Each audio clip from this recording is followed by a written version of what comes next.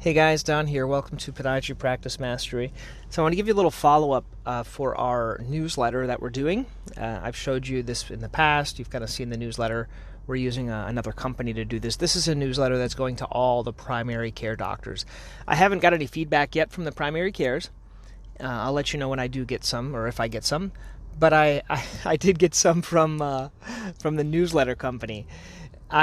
They said, oh, you guys can write like an article, and we can we'll do one of the art because they have stock articles right now, and if we wanted to do one article a month, we could do that. And so I offered for Sam to do the article, and Sam's one of the newer docs there, and I sent it to Al. Al's the guy that does the layout and stuff like that. And I said, Al, help. Oh, Sam's probably listening to this. Sorry, Sam. Al said, you can only make reference to podiatric medicine once and board certification once. And really, people don't really care about that. What they want to know is they don't want to know about you. And this is really hard for us. Hard for me. I don't know if it's hard for you. But, doing a personal interest article, they want, what people really like is they want to learn about your family, what you did on your vacation, what fun things about you. They want to demystify a little bit the doctor. And I think it's the same thing with this podcast. I think it's fun to demystify me, but also just to realize, we're all kind of normal people. And doctors are normal people, and I know some people like to have this, I'm the doctor's doctor, I'm, all of this, but I think our patients want to know that we're real. You can still be professional and be real, but I liked his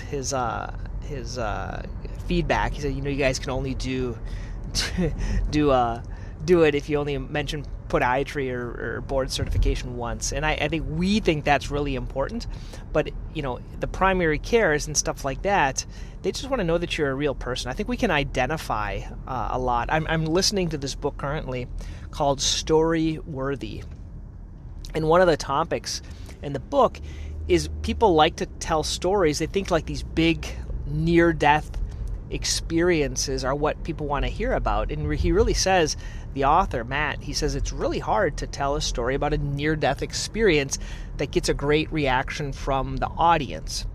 And the reason for that is people, they like to identify themselves in the story. Really, we're only interested in ourselves. So when you're listening to this podcast, you really wanted to see, well, what does it relate to me?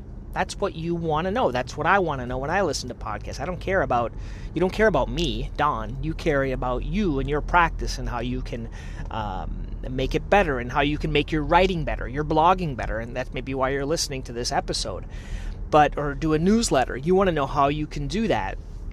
And so with these near-death experiences, I haven't had a near-death experience, so it's going to be hard for people to see themselves in that and identify with that. Whereas if really the focus of the story is going to be upon something that you're insecure about, or a difficulty you're having with a family member. For example, your parents didn't show up to the emergency room, but your friends showed up. So really having friends, or really having something that's noteworthy that we all can identify with. Like if you have kids that cry at night and can't stay up late. I find a lot of times when I'm with a patient and they are young, they're overweight, they have young kids, and you can commiserate with someone. You can say, yeah, I can just tell you're not sleeping, or I remember how it was when you're not sleeping, and we all can commiserate and kind of identify with those feelings, the feelings of difficulty, the feelings of joy, the feelings of excitement, and we all can kind of identify with these things, and these are important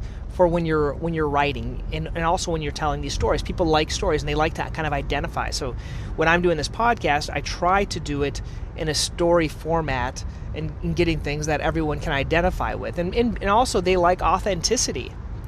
I think we're in a society where no one's really authentic, and it's really nice to have someone because that's what I say. Facebook, which I don't have, and these other things, they're a curated perception of you and your practice. Everything is perfect. no one in this world is perfect. Everyone has flaws, everyone has difficulties, but we all like to only portray the best pictures. That's where I think doing self-defacing or authentic conversations are really attractive to people. And if you think you're on the high hog and you don't want to do that, you're probably not going to be listening to this. This isn't going to resonate with you, and that's okay. But I think our patients, they want us to be authentic with them. They want us to be sincere. We have to be sincerely caring and sincerely listen to them. And that's why we're kind of in the profession we are. And that's why, when going back to this article, so when you're writing articles for your blog post, kind of be authentic, kind of share something that people can identify with, and don't just talk about you and your board certification and things like that. Anyway, kind of a long rant. I'm going to put a little link underneath here if you guys want to do a kind of like a strategy call, if you want to talk about putting together your newsletter or anything else that I can help you with. I have a few times during my lunch hours. I'm happy to chat with anyone that wants to talk about this or things that we've talked about in the past. Okay, have a great day, guys.